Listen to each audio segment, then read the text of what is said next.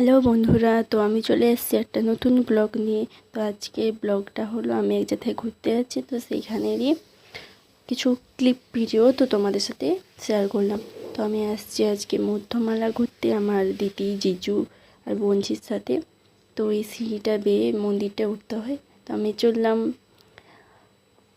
তো ছুটতে ছুটতে আমি উপরে ঠিক পৌঁছে যাব জানি, তো পৌঁছেও গেলাম।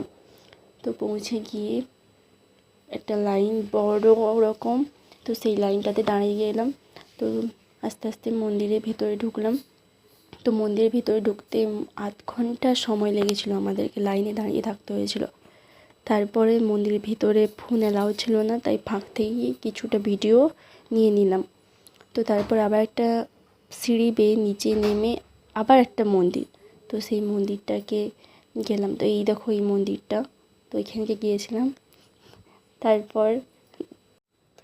তারপর ভাবলাম আর হচ্ছে না, অনেক সিঁড়ি চড়া আছে, তো বাড়ি যাওয়া যাক। তো চলো বন্ধুরা, এরপর বাড়ি যাওয়া যাক। অনেকক্ষণ ধরেই ঘুরেছি আমরা, তো এরপর বাড়ি যেতে হবে, তাই না? তো বেলা অনেক হয়েছে, দুপুর হয়ে গিয়েছে, প্রায় 12:30 বাজছে। তো এরপর আমরা এই যে বাড়ি যাব, এই দেখো।